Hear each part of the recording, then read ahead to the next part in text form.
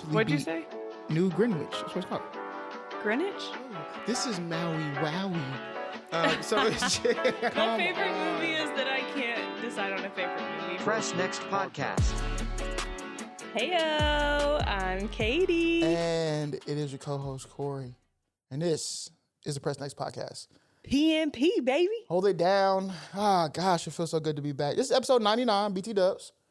Wow. So we are so close to 100 before we took our longest of hiatus. So I feel like from here on out, we just like, we're going to put out, we're about to be more consistent. But last year was just a year for us. But if you are new here, Press Next Podcast is a film entertainment podcast that is dedicated to giving you a fix in a way that sounds like you're just sitting on the, on the couch with your friend like I am right now, talking about shows and movies, not only discussing why we love the film, but how they apply in real life. And we now, drum roll please, have a certified rating system.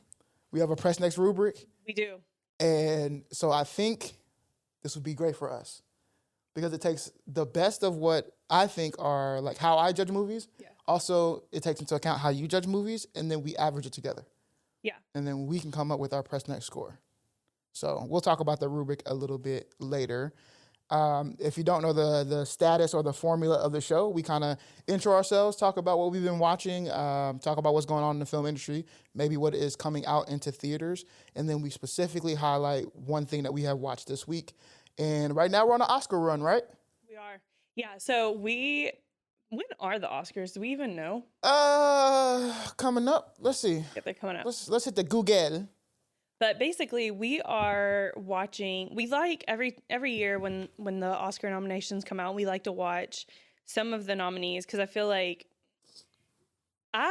feel weird about these award shows. I feel like it always goes to these weird ass movies that no one watches and movies that you've never heard of. So I was like, hey, we should watch some of these Oscar nominated movies and do a pod over it. Yeah, so, I was like, we should watch all of them. Oscars are March 2nd.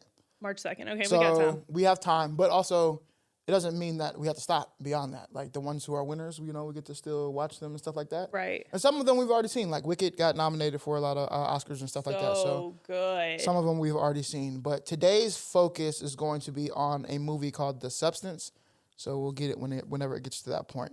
So if you do not know, it is very easy and cool for you to stay with us for the first 2/3 of the portion. And if you have not watched The Substance and you do not want it to be spoiled, then you can kind of leave and come back whenever you watch it. Right. If you don't care, if you've watched it or you don't care about the spoilers, then stay with us. It's going to be a great ride. We'll explain the movie. We'll give our ratings. We'll talk about it. Yeah. You feel me? You feel me? So, what's been on your screen? I feel like last week was the first week in a long time where we just sat down together and just watched TV. Yeah, we really haven't been watching a lot of TV together, which I feel like is why we haven't recorded in a while because we've just been busy and I mainly have just been watching Real Housewives of Beverly Hills. 24/7. Well, I'm an iPad kid. No, I just put it on while I'm cooking and cleaning and things like that, but just background noise. But watch that. I started the second season of Shrinking. I absolutely love that show. I've been trying to get Corey to watch it. I'm going to start the first season. It's at so some point good. when I get a second to actually get into shows. Right. Yeah, it's so good. We started Severance. We watched the first 2 episodes of Severance, season 1. We need to continue that for sure. And then just this past week, we have been stuck on Traitors.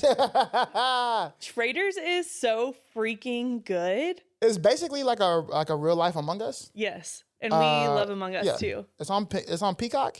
Yeah. So I guess what is that? NBC? I don't know what it comes on. Anyway, on TV. I don't season know. 3 is actually on right now. So I think it airs on Wednesdays and then it's on Peacock by Thursday. Yeah. And we were maybe 5 episodes behind, so we got caught up and now we're live. Yes, we are completely caught up, and it is so good. And I'm saying this right now to anybody who's watching on Traitors. First off, y'all suck. The faithfuls. Yeah. Y'all are trash, bro. Yeah. I would have been. Me and Cold Cut would have already been. If me and Cold Cut were Traitors, we would have cleared that room out. First of all, the game would have been over already. the funniest part of Traitors is watching all of the faithfuls be like, "Oh my gosh, I just know it's this guy. I just have this feeling," and they are so far off They're base. so wrong. Everybody is in there, like everybody's guessing with their emotions. Emotions, yeah. Right? So if you haven't played Among Us, there are basically faithfuls, and then there are 3 traitors, and the faithfuls are trying to oust the traitors, and the traitors are trying to kill off all the faithfuls. And so there's a set where like every single night the traitors get to kill. Well, there's 4 traitors. Well, yeah. There's 4 traitors. So it started with 3 and ended up being 4. And every night traitors get to choose to kill somebody, but also every day there's a round table where everybody gets to vote somebody out. So the traitors are also voting, which is a little bit wild because, well, it's not really wild because you would have to do it that way. That way you don't know who the traitors are. Right. But the traitors are also voting. And there's so many red flags that have happened in this show. So many. Y'all. And people are just, the fact that Rob, that's his name? Rob the... Bob the drag queen? No, not Bob the drag queen. Rob, the one that... Boston Rob. Mm-hmm. The fact that he is still in the game is either chalked up to racism or I don't know, bro, because he's not like a charming fellow. No, the fact that Danielle is still in the game. Oh, yeah. That too. Danielle should have been packed out of there. But the thing about it is Danielle's a traitor. So if at anything, the traitors would still have her back, right? Yeah. So it's like she has You would think. For the most part, right? But she has an out. That if people were to turn against her, the traitors could potentially help her not be seen as a traitor. Versus, and the same goes for Boston Rob. But we just seen this past episode, and we see what he did with Bob the drag queen. He should have been packed out very soon. Like, I feel like he walked in with the layer of like, oh, we know him to be cutthroat. And so everybody's kind of scared of him, basically. Except Wes. And Wes was right. Hey, Wes was talking. I need to go back and watch Survivor. Facts. Is what I've learned. Wes was popping his stuff, which he normally does. Yeah. He was popping his stuff, talking about, I'm the most winning person in here, and y'all scared of Rob. Like, well, I don't understand. Well, and that's just because people don't like cocky people like that, you know? For know? sure. But we're also talking about a game. That's the problem, is that everybody in there is using their emotions and not looking at it as a game. I saw this thing that said Traitors shows what happens when you mix friend groups.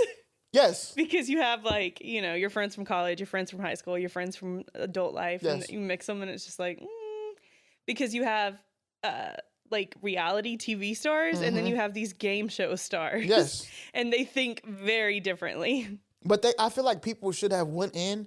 The people going in, and this is, I'm seeing, and I don't mean to say this. This is going to sound sexist, but I don't want it to be that way. This is just an observation. Okay. The people who have been throwing out accusations based on gameplay the most have been the men. Yeah. And the people who have been voting based off of vibes and loyalty have been the women, which is very interesting to see. Because how do you, at the end, like the Sierra vote, when Sierra voted Wes, there was no good argument for Wes. Yeah. Right? And the other girl saying, Wes, I like you, but like I don't like the way you talk to me, so I'm voting for you. That's crazy. Well, that's just Crusoe. Right? Well, for a game, that's a wild thing to do. Yeah. It's like, I'm voting because I don't like the way you talk to me. Huh? And even the misconstrued when Wes was like, whoever votes for me, I got my eye on you. And everybody turned that into, oh, is that a threat? Everybody's coming for you? Like you're coming for everybody? He didn't say that. He just said, whoever votes for me, I told you why you should not vote for me. So if you do vote for me, I got my eye on you. Right. Because now I'm looking at you. You might be the traitor. Right. And they said, Wes said that he's coming for us. That's not what Wes said at all. So what a show. Love the show. So shout out to whoever came up with the idea for Traitors. Great show. And we don't want to be in between seasons, but this is our first season we've ever watched. So we're going to have to go back and watch the rest of the seasons. 100%. And they have like UK and stuff too. They have I think they go, yeah. Because this one's in Scotland, but like I know they got like actual like UK, like the whole cast is like UK. Yes. That's what I mean. That would be dope, man. I So want to fun. be on that show. I'm not gonna lie, but I feel like I feel like you would be so good at I'm it. telling you right now, I would have packed them out. Corey would be such a good trader. When I tell Oh my you in gosh. Among Us, the man will kill you and then make you believe that it was someone else like shape shifting into him. 100%. 100%. He's Because it's such a a good game. liar. I'm a good manipulator. I don't know which is better. It's first off, it's a skill you have to live. I'm sorry. Like at the end of the day, you have to be able to manipulate people in order to live, to get ahead or do anything in life. At some point, you got to do something to get your way. I'm scared of you. Nah, I don't do. It's just a skill to have, good skill to have. And I mean, it's basically my counseling background. Yeah. Not in the sense that I need to manipulate a client, but I have to be able to think how the clients are thinking. And so that gives me the skill to be able to be a step ahead. So I like shows like this. I applied and made it pretty far for the circle.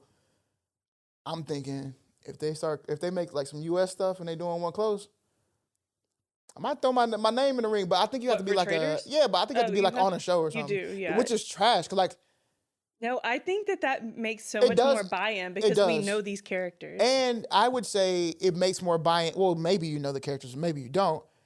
But like you wouldn't know Wes, but we know Gabby, right? Right. But I think for the game, the reason why it's a pretty cool niche for the game is because the players know each other a little bit. Yeah, So then yeah. they create their immediate alliances. Right. Like, oh, I know these are the housewives. I've seen these on Housewives, so we got to stick together.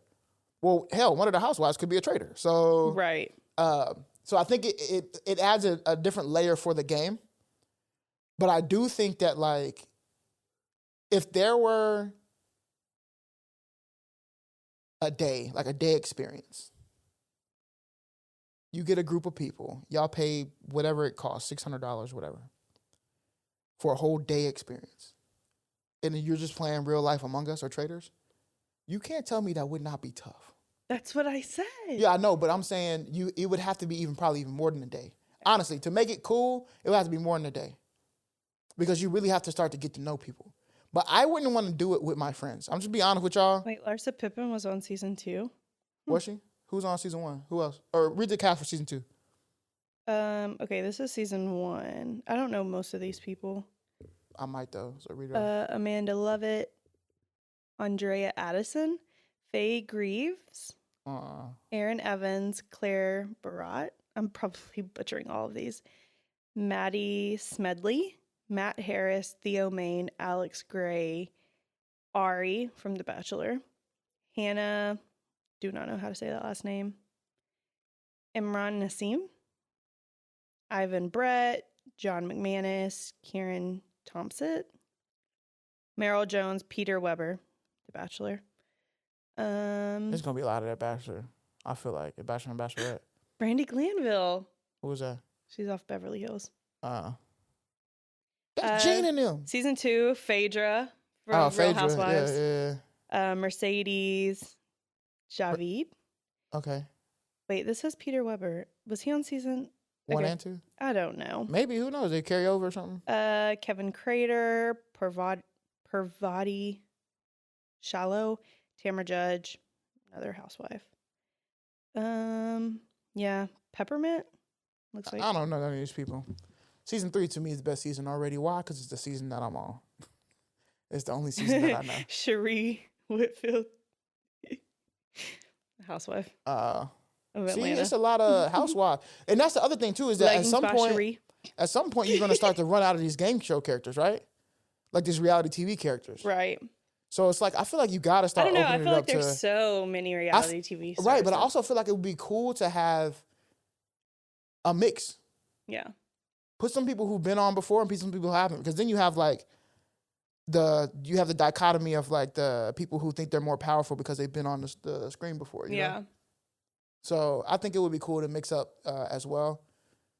And we have our own preconceived notions about these people. I might get on the game show and be like, Wes, I've watched you. I know how you play. Right. And then Wes might be like, you've never been on the show with me though. You know what I mean? So That's true. I think it would be cool to do like a half and half or whatever, 60-40, 70-30, whatever.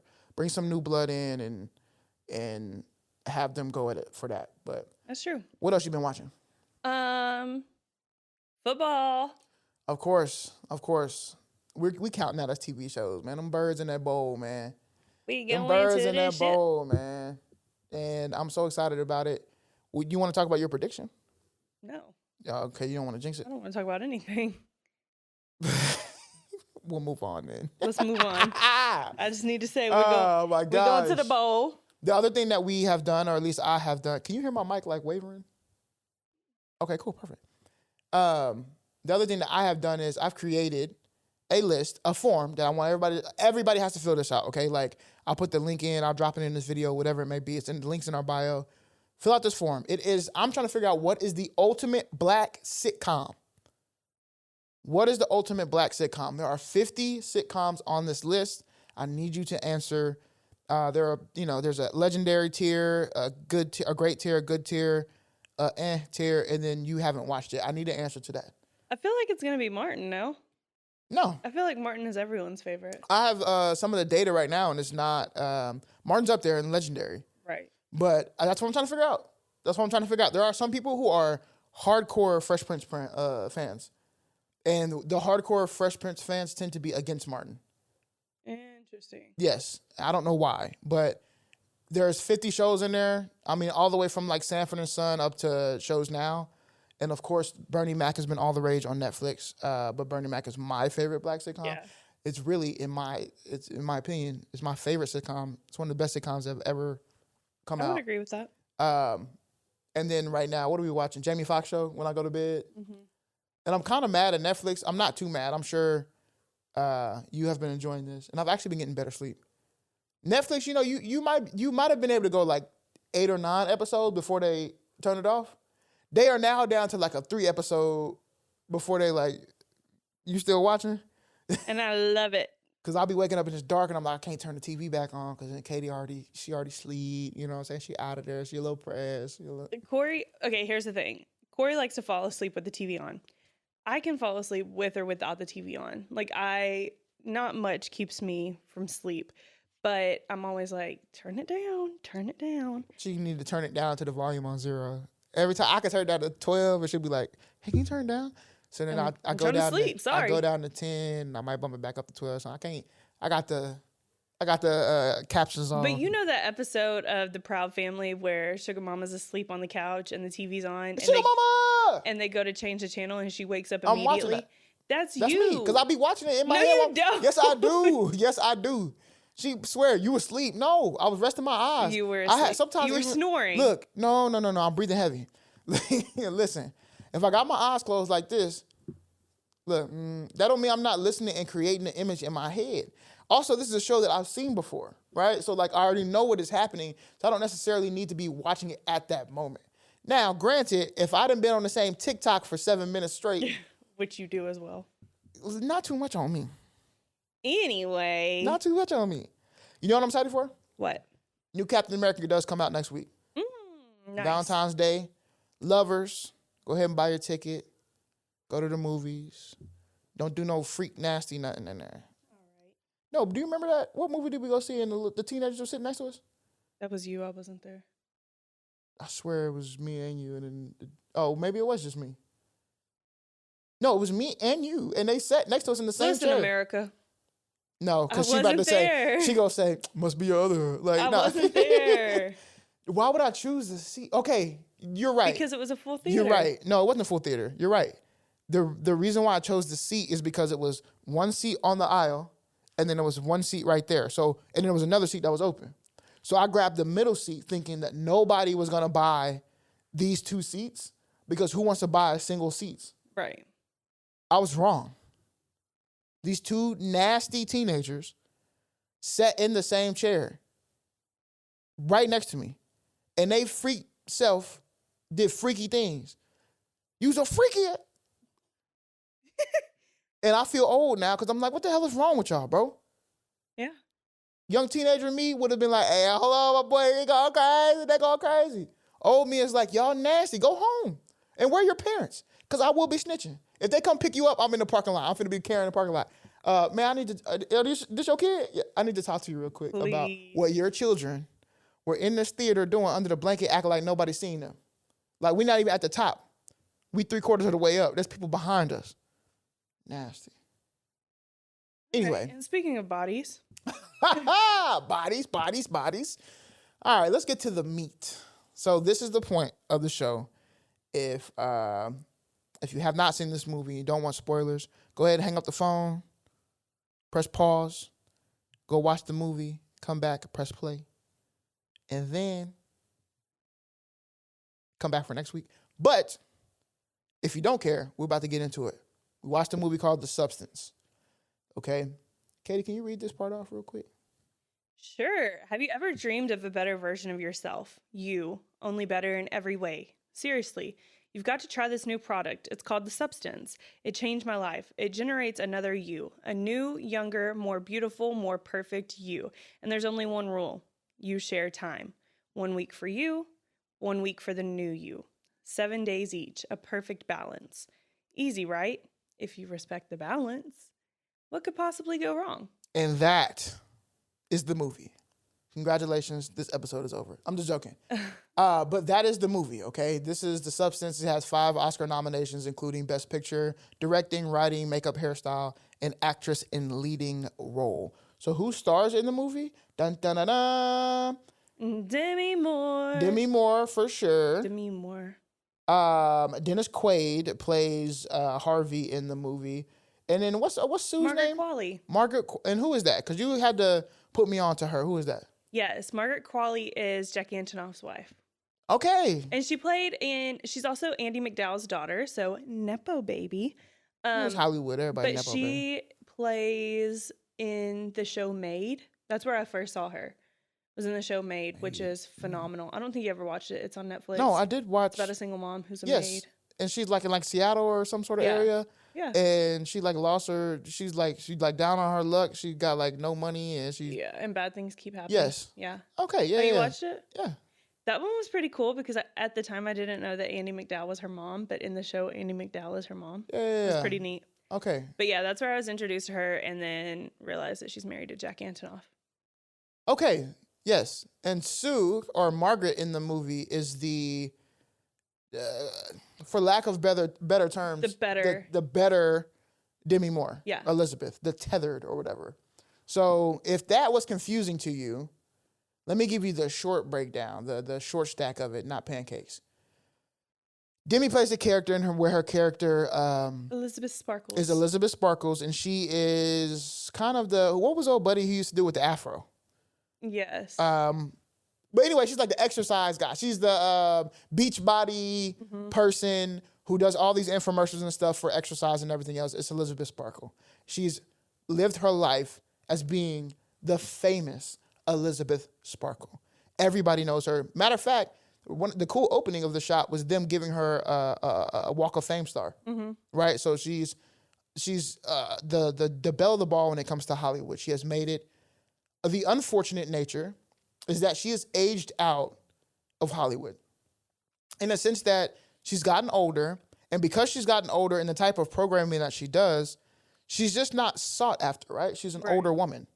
Though I think very beautiful, and even in the opening scene when she's doing what she does, I wouldn't think that like this was even a problem. Right. But it does seem like it was set kind of in an older time, maybe the 80s, 70s, like late 70s, early 80s, or maybe late 80s, early 90s type of set.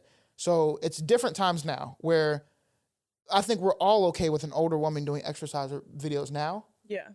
At that time, it was about being younger. It was about being hotter. It was about having supple breasts and a stiffer butt. Right. Right? So I can only imagine. Smooth skin. Right. Smooth skin, no drooping, it was just about youth. Mm-hmm.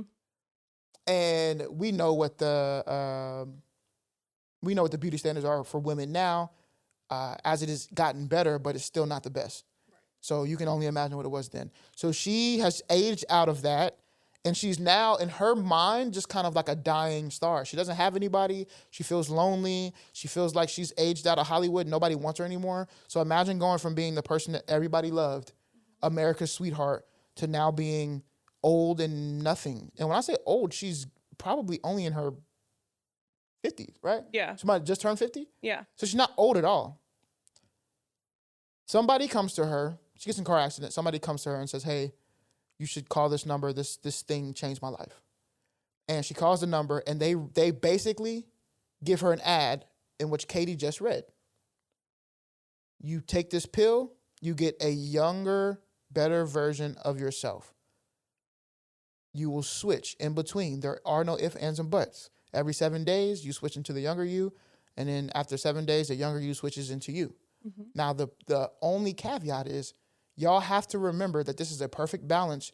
You are both the same. There is no you versus her or her versus me. It is us. You are the same person. You are the same person. What decisions you make when you're younger, or your tether makes when they're younger, affects you now. What decisions you make affects them now. Mm-hmm. And so she decides to go on that journey. And so then there is Elizabeth, and then there is Sue. So that is the movie, and it gets crazy, crazy, crazy. And I got a list and set of questions. Anything you want to add there that I missed? No. Okay.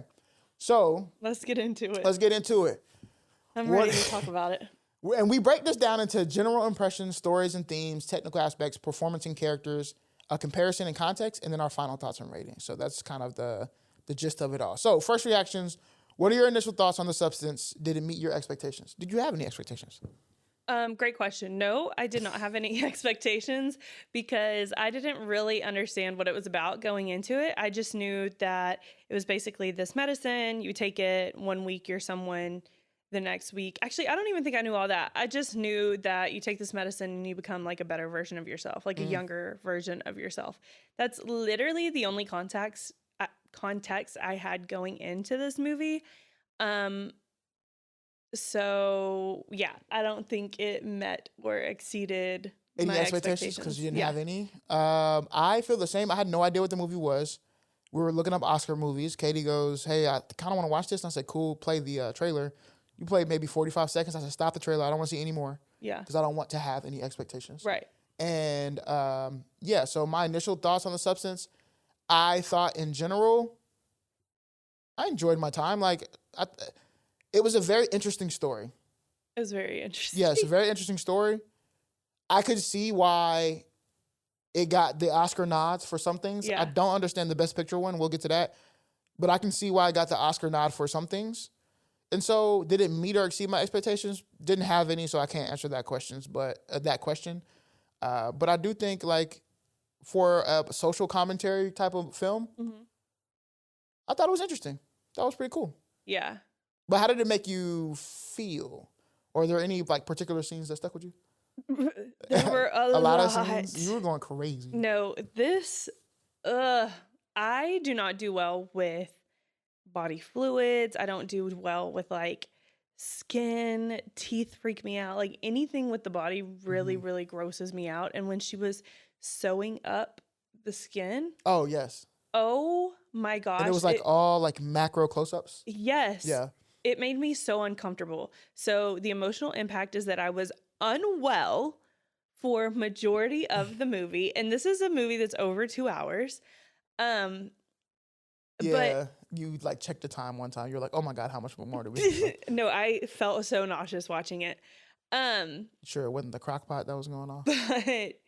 But I think, I don't know. Okay, so it did make me feel uneasy. And I think that that's what it was meant to make you feel. Yeah, of course. And it also made me be like, see, now if you would have just left yourself alone, you would have looked so much better than you do now because now you look wretched. Yeah. So well, we get somewhere. No, I know what you're gonna say, but yeah. And one scene that stuck with me was when she pulled a gosh dang chicken drumstick out of her belly button. That was crazy. No, I put a note in my phone and said a drumstick in her belly button ? That was crazy. Well, technically it was an ass. Because I needed to talk about that. I wanted to make sure that I didn't forget. I actually wanted to see, speaking of that scene, I wanted to see more of, so the context here that y'all are missing is that what happens to and it may be real or maybe a dream. I don't really understand what it is yet because remember that she kind of woke up from that and then they were both laid next to each other. Whatever happens with the younger version with Sue, basically Elizabeth has to pay for. And whatever Yeah. Elizabeth does, Sue has to pay for. Yeah. So remember, Elizabeth is now older, and Sue is this young, perfect body, beautiful lady.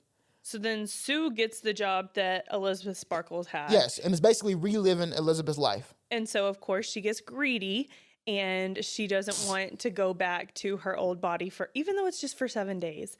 And she doesn't want to go back, so she gets greedy. And then the old body comes back. When she does come back, she's noticing that things are different. Like her fingers like dying off, like her flesh is dying or getting older. And yes. And so, and she's like changed up stuff in her house. And so Elizabeth makes Sue pay by like overeating and like being gluttonous. Yeah. And of course, because that would hurt like her body image and everything else. And then Sue was filming something, and basically like something popped up in her butt when she was bending over. And she was like, what the heck? And she goes to her dressing room and moves the thing around to her belly button, then goes in her belly button to then pull out 3 fingers deep in her belly button. to pull out Church's chicken drumstick, which was crazy. But then I was like, Elizabeth kept going down that hill every time she would switch. So I was like, I want to see more of the, like, what happens. Does Sue get fat? Yeah. How else does she continue to pull this food out? Right. But they only showed the chicken drumsticks. So, by the way, this is a body horror film. And if you are asking yourself, what the hell is body horror? I had no idea what it was. Body horror is a subgenre of horror that depicts an unnatural or grotesque transformation of the human body or other creatures. So you had a list earlier of body horror films. Do you still have that list? Let me see. She said Get Out was on there. I would by technicality, Get Out is definitely body horror. Or biological horror. The Fly. The Fly. Hellraiser. Yes. Jennifer's Body, you said?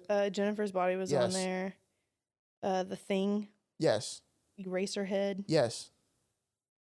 The Brood, Human Centipede. Right. Frankenstein would be another type of body horror. And right? you know what I'm noticing about all of these? I haven't watched any of them. Except Jennifer's Body and Get Out. What about like Texas Chainsaw Massacre? Okay, yeah. Yeah. Right? Yeah. Okay. So it's just about the body and very grotesque, I guess you can say. Not my genre. Crazy, crazy, crazy times. But yeah, how did it make me feel? There were some gross parts, but I think it made me feel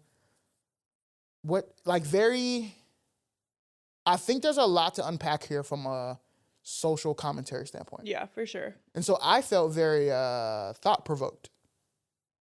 I feel like you probably felt vindicated. No, I didn't feel vindicated. I thought it was like, because the thing is, and Katie knows this, so we'll get into it. I am not against body modification. Please do not take it this way. I'm not against anybody getting body modifications. I'm not against people who give body modifications. None of that. I have this unique perspective, for me at least, that I think there's beauty in literally everybody. And I like to find that beauty. That is like, God made you perfect in the way that you are. And I hate that you feel like you need to modify your body. That's how I personally feel. I also understand how people feel and why they want to modify their body, because there are things that make them feel a certain way. I don't like to have man boobs. Right? So it's not like I don't understand why people do what they want to do. I also think that it depends on what you're trying to chase. Right. And what is meaningful for it. The entire like kind of commentary around this, right? So we'll kind of get into it. Do you think this film is making a statement on a modern society, right? Or beauty standards or self-worth or whatever? And I think, yes, in many forms. If we're talking specifically about Hollywood, or if we're talking about women in general, the answer is yes. We're talking about aging. If you talk to anybody, I can't remember who I talked to one time, but it turned into a real argument. I wish somebody like a happy birthday, and they were upset because they were getting older. And it was a woman. And I was like, you're literally like 27. Like you're young. But what I think is 27 to her, she thought was like 38. Yeah. Right? And I get it. Our bodies are different, and things happen to women differently than they do happen to men. But the stuff that she was talking about was about the beauty standard. And I'm like, there's beauty in aging. Yeah. I told you yesterday, I find older women to be beautiful. Like, I would find them more attractive than younger women now, in my age now. Like I'm not looking at younger women like, oh, this person's cute or whatever. Like I tend to look at somebody older and be like, wow, this is a pretty or beautiful human being. So then you have Elizabeth, who had all the love in the world. Somehow, let's talk about it. She's America's golden child. She grows up through the ranks. She is on every single billboard. And so she has tied her success and her wealth and her worthiness to her looks and to her youthfulness. Because she feels like there's nothing left beyond the youthfulness. And that's not true. You get now to invent who you are going forward. And you're still that person. Sure, the people out on TV land think that the ratings say that you need younger people. You don't think she could have took her expertise as Elizabeth and did something else and still have been profitable and just as famous in her yesteryears or later years?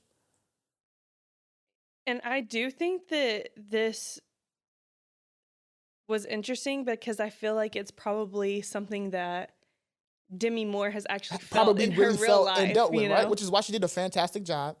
And the more and think about this, there was a moment when she recognized it was too far, when her finger was dying. Mm-hmm.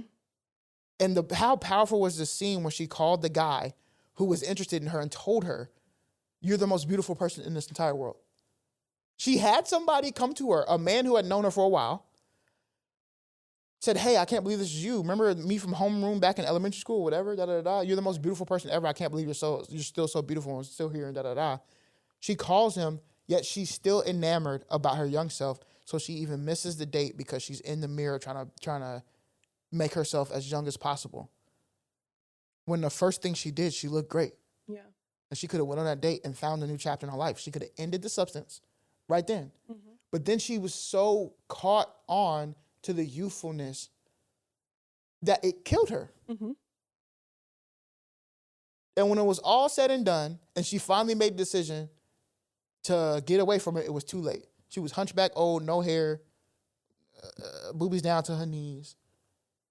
Like, it wasn't until then that she recognized, I got to live life on my own. And even in that moment, she couldn't do it. She got almost to the end of killing Sue and didn't kill her.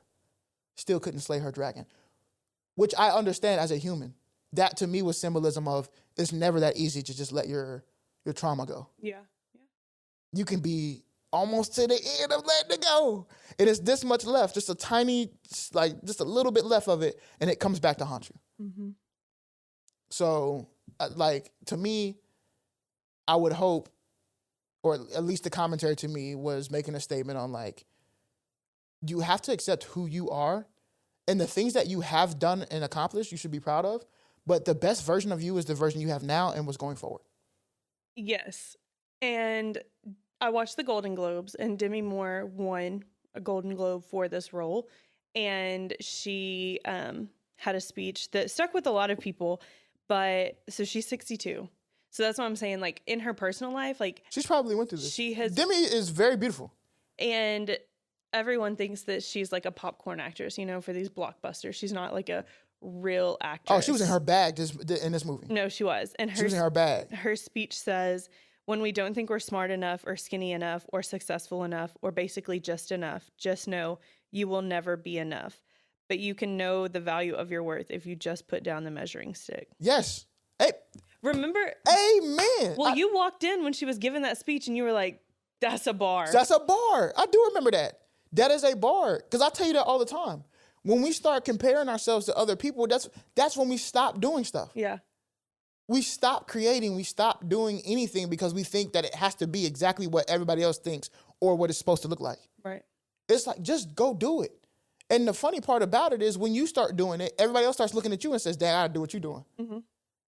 So just do it. Just do what is you and what is innate to you and what you enjoy and what you love. And you will always be... Put down the measuring stick. Put down the measuring stick. Stop trying to be...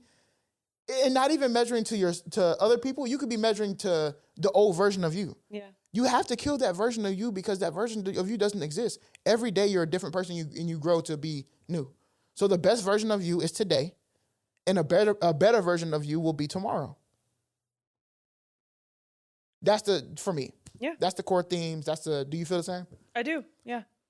Ooh. I do. So that's why I think when it comes to the story and themes, I can see why I got the Oscar nod. For sure. I think that which one did it get nominated for? Best original The writing, the original script. The original script is the genius. writing is the original screenplay. Yes. That's the award. And I think that I don't know what else is in that category, but I think I can definitely see why it got nominated for that. And I also see why Demi Moore was Best Actress. Yeah. Especially given that she had to act in like 4 different types of, or 4 different iterations. Yeah. Very good. Now, I do think there were some plot holes. Okay. Talk to me. And plot holes may be the bad definition of this, but there are some things that were just a little bit beyond believable. Right. Well, yeah, a lot of it. Well, no. Not, of course, you have to. You're talking about somebody being creative. You have to suspend your belief for the movie in general. Right. But there are some things that don't make sense to me in the sense that remember when her left leg was dying and she was so stiff she had to like lift it with her own arms, and then she gets even older and her legs get worse and she's like running around and dragging the other body. Yeah. Yeah, so that part I'm like, sprinting through the street and then like dragging her big photo back to the middle of the room or whatever. That doesn't make sense. So that was like, okay, that's crazy. But let's get to some of the technical aspects, right? Okay. So how do you think the director's vision? Well, I won't ask that one because we kind of already talked about that. Yeah, this technical aspect is more you, so you take it away. All right, bet. Did the cinematography or editing choices enhance or detract from the story? I think a little bit of both. Yeah, no. Yeah, I think a little bit of both. That. So everybody's kind of A24 happy right now. Yeah. Right? Like A24 has a very unique style of production, and it's very avant-garde. And how do I say this? It's like up close, in your face, jarring, and sometimes it doesn't have to be. Like for instance, like somebody's smoking a cigarette, and they'll get so close on the cigarette, and it'll just show like the ash burning, and like why? Like when he was eating the shrimp, and it was like all in his face, and he was just like messy in his face. It's very A24ish, and I was like, yeah, it's very like gross. Yeah, for no reason. For no reason. That's the part. It's like I feel like the reason why A24 is good at it is because when they do those things, they're very calculated in why they do it. With reason. Yeah. Yes, and there were times with the edits where I was like, did you have to do that? No, you didn't have to. I agree. And I didn't know if that was just because I was grossed out or... No, I mean, even, it was just some of the close-ups, right? Yeah. Like, you didn't have to do that. Like, that whole scene at the table when they were up close, you didn't have to do that. Her stirring the thing when she was at the table, and it was just, like, you didn't have to do, like, that. Those type of things. It was a little bit over. The palm trees, I still have to go back and, like, understand what was the significance? Right. Because... obviously, we figured out at the end it was the view from the star. The star. Yeah. But sometimes the palm trees would be in the day, and sometimes it would be in the night. And so I kind of had to figure that one out. But I thought it was really cool. I also did think though there were plenty of times where the editing choice and the cinematography was perfect. When Young Soo was beating up on Elizabeth, and she had moved her old picture back, and she kicked her back into the picture, and she was killing her against her own picture. Yeah. Fire imagery. Yeah. When she was beating her head in the mirror and she was killing her from the mirror, wonderful. Going back to the social commentary, fire imagery. For sure. I agree with that. I would agree with that. All of that, a lot of the choices were really tough choices. I wonder why the yellow was the color they chose for her jacket. For her jacket, yeah. She always wore that same jacket, whether she was younger or old, or hideous or not. She always wore that yellow jacket. So it's very interesting there. But I think they did a good job because as much as jarring as it was, most of the decisions made sense. Yeah. And it was visually, I wouldn't say stunning, but it was visually appeasing. Ugh. You were disgusted. You literally were making faces, were you not? I think I watched the whole movie like this. So then it did what it was supposed to do. And I think the other thing that I like, you talked about sound design and score. I enjoyed that like the first third of the movie, and actually a lot of the movie, but the first third of the movie was basically no dialogue. It was just like body acting and the sound design and the score. Yeah. You know what I'm saying? guess It that's wasn't a true. lot of talking. That's why I think Demi did a great job. I don't think I even recognize that. Yeah, well, it was, oh, I got this. I got to go over here. I need to do this. I'm looking into the mirror. I'm in the shower. I'm checking out my body. I'm like rubbing it, seeing the things I don't like. So you had to catch on to a lot of the things, what the story was telling without somebody actually saying it to you. Yeah, I guess I didn't even realize that, which is a good thing. That's how I be watching films, Yeah. from a technical aspect. So, who do you think gave the strongest performance? Because I think old girl did a good job, but who do you think? Margaret Qualley? Yeah. Yeah, no, she did a really good job. I just think that Demi Moore, because like you said, she had to play so many different roles, Yeah. whereas Margaret Qualley was just a young, hot person, you know? Yeah. Whereas Demi Moore, like, had to play her ass off when it came to Mhm. all of the different, whether she was Elizabeth Sparkles, having to retire, to the old lady, to the hunchback. The beast, that's what they call it, the monster, Oh monstrous. my gosh, yeah. The ending of the movie kind of reminded me of Carrie. Yeah, I think that was a little bit of what the nod was supposed to be. You think it was a nod? Yeah. That was crazy, and it was just like blood everywhere, and it was just the meltdown. It was too much. It was crazy. The monster was going crazy. I feel like it just spun out of control. We talked about this a little bit earlier, but do you think the main character's decisions were justified, or were there moments? And this is actually a good question. Or were there moments that made you question their logic? Yeah, like I can definitely see why the young version wanted to stay young because she was getting so many opportunities. She was getting so many opportunities, I wasn't even thinking that you were going to go in that direction, and that's a very good point. But like, think about it, because the reason she was able to initially do the 1 week off is because she told them, I'm taking care of my sick mother. Right. So I need to go visit her every other week. And they're like, great, the network loves you. We'll do whatever it takes to have you. So if you have to be here every other week, then that's fine. And that worked. But as she got bigger, as she got more famous, she got more opportunities. That's true. And those opportunities don't wait. So you're not able to work on that same schedule. And of course, this is her validation. This is what she thinks success is. This is how she feels love, because there's no one else in her life except fame. So of course she's going to take those opportunities. And that's why she kept saying, like, just one more day, just one more day, just one more day. Selfish. And she ended up staying for 3 months. 3 months, yeah. And old girl was while her old body was rotting away. Ugh. So. And on top of that, like, do you think now, that's a good point.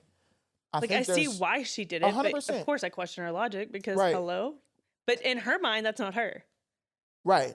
And that's where they kept messing up. And that's every time they called the people were like, remember, y'all keep playing each other against each other. It's y'all together. When y'all figure the balance out, you'll be fine. Yeah. But what's done is already done. So I can't reverse your damage or whatever. So I also think maybe there's an underlying story of like young versus old. Yeah. Right. Sure. In the sense that like the old people believe that the young people are selfish, and maybe the young people are selfish. But the old person created that selfish young person. Yeah. And at one point, that old person was that young selfish person. Yeah. Right? And it's now like acting and pretending like they don't understand what's going on with the young people when you were living that exact same life. And it's the reason why you created the exact same life, was to live vicariously through this younger person. Right? Which is another trope. Parents living through their kids. I want kids because I have already lived my young life, but it wasn't maybe as glamorous as I wanted it to be. So now I'm going to have a child and hope that they live the life that I want them to live, so I can live through them. Gosh, that's another one. Anyway, now I feel like I got to go back and like watch the movie again. And I'm going to do it by myself. You're not going to do it. Do you feel like there's any side characters that stole the show, or do you feel like they were underdeveloped?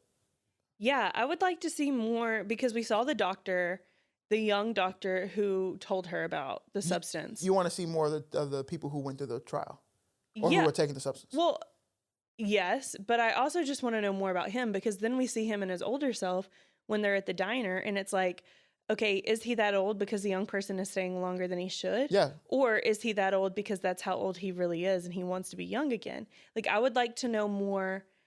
I wish we would have gotten more from his perspective and like how it was ruining him. I think we did get a little bit of that from when we figured out what was going on with her, with Sue, when she started staying longer, Mm-hmm. and he said, "Is she sucking you dry yet?"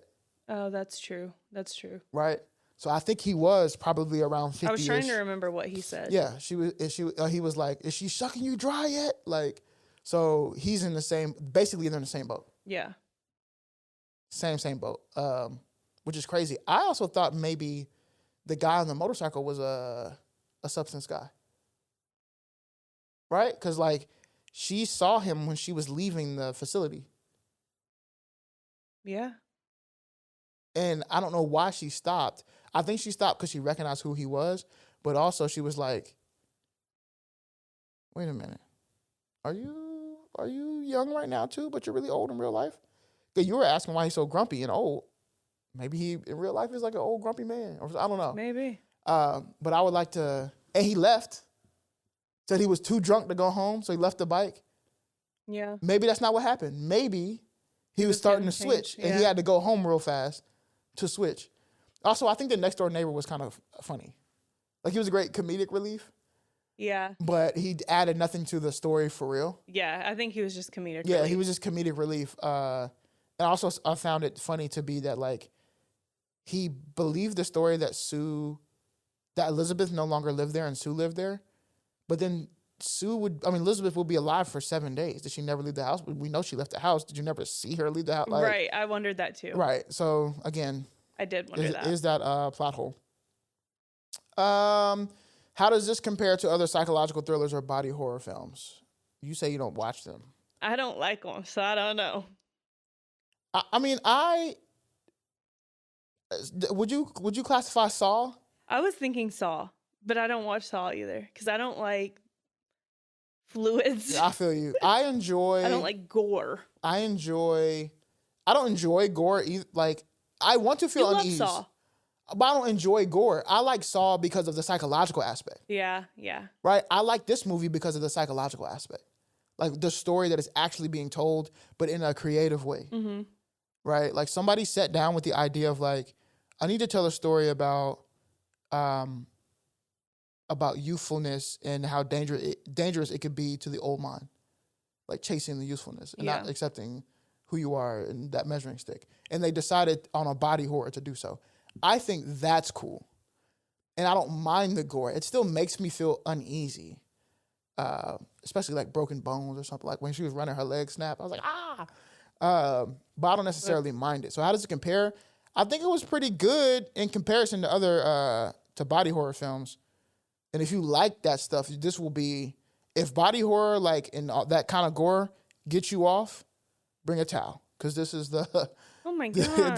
This movie... Why would you say that? I'm disgusted. Well, this is about the body horror. It's disgusting. It's all disgusting. I'm just saying, if this is your thing, this is it. So yeah, for sure. If you could highlight one scene as being the best scene in the movie, what would it be? I think... I don't know what I would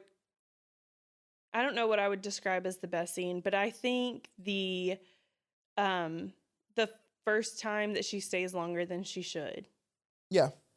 I think that is just I think it just shifted the whole experiment. Mm-hmm. And because who would even think like, oh, let me just get more fluid and I can stay longer? You know, like who would even think to test that boundary? That's true. I guess if you were like, because you have to activate every day, not activate, but stabilize every day. Mm-hmm. If you knew that the stabilizing fluid was in the spinal cord, or it was just spinal fluid, then it's like, okay, well, I can just go back to the well. Yeah. But to be successful to do it every single time is kind of crazy, right? Right. Right. Okay, I'm with you in there. If I can highlight one scene as the best in the movie, I do think the fight scene where Sue was beating up on Elizabeth was very powerful. Yeah. And all the imagery in there, and she was like super duper powerful. She was kicking her across the damn room. Yeah. Superwoman, superhuman. Yep. And then when Sue was breaking down, her teeth were falling out, and she had went to the well one too many times. I thought that was also a powerful scene of like That's when it started to get too much. Her teeth were falling out. Her ear fell off. Yeah, she should have just melted into and it was right before her big moment, right? Yeah. So it was like, you can't escape. And this is why I thought it was cool. You cannot escape what is coming to you. And ultimately that's death. Right. Try to stay as young as you want to. You can do whatever you want to, right? That's a good point. Yeah. You can I didn't think about it like that. You can modify your body in whatever way you want to. You can chase being young, whatever way you want to. You can go be feral. Or the end when she put on Elizabeth, yeah. You can wear a mask. You can wear a mask. It doesn't matter what you do. You cannot escape the end. That's a good point. So I didn't even think about it like that. Those are my couple favorite films there. And if I had any criticisms, it would be the end. I think the end just it fell apart kind of towards like that last. We were when she was on just stage. spiraling, and then it became like this disgusting ass monster, and then it was just like so unrealistic. Like she's walking in there hunched over with this paper thing, and no one is questioning that. And then she gets on stage. Yes. Okay. Like it just spiraled too far out of the realm of reality. Because people would have already been like, from the beginning, when she walked in the room, would have been like, what the hell is that? Right. Yeah, what is going on? And people like, would have you're probably... the youngest, hottest thing. Right. Like, why do you have that on your face? You're all hunched over. You got a boob out of the dress. Like, yeah. It was going... And then the Carrie moment, I'm just like, y'all are just gross for the sake of gross right now. Yeah, I want to say I actually saw... It wasn't that. It was Smile 2, actually. The behind the scenes for Smile 2, because the same thing kind of happened to Smile 2. Yeah. And so that happens to be, for horror films, kind of like a very classic thing to do. Mm-hmm. Blood on a theater full of people. Or, yeah. So I don't know. I do say that. I will say that I thought it paced somewhat well, except towards the end, it kind of fell apart. Yeah. I think so too. And then how amazing was it when her little face crawled onto her star? That was cool. And was just looking like up. Ketchup. Yeah. And then it got cleaned up and it was away and it was just a star. Mm-hmm. Cracked, broken, but it was still there. Yeah. Like, cool imagery. I liked that part, yeah. Okay, rewatchability. Will you ever watch this film again? I think I would only watch this film again if I were watching it with a friend that wanted to watch it. Shout out to Katie. I know you like horrors. You probably like body horror. If she come down there to come see you, y'all should watch this film. That's the only time I would rewatch it. Except you got to watch it on Mubi right now. Trash. Yeah. Shout out to Tubi, because Tubi not. All right, let's score it. Let's talk about the system real quick, okay? Let's talk about the system. Our new rubric. This is the press next score, okay? So basically, it's a score out of 10. And so from 1 to 3, that's a skip it. That's a bad movie with little to no redeeming qualities. From 4 to 6, we call it background noise. It has some good moments, but it isn't like must-watch material. It's just background noise. Then you got a 7 to 8, which is press play. It's a solid watch with noticeable strengths, and it's worth recommending. And then 9 to 10, that's press next level, an exceptional movie that stands out as a must-see. Yeah.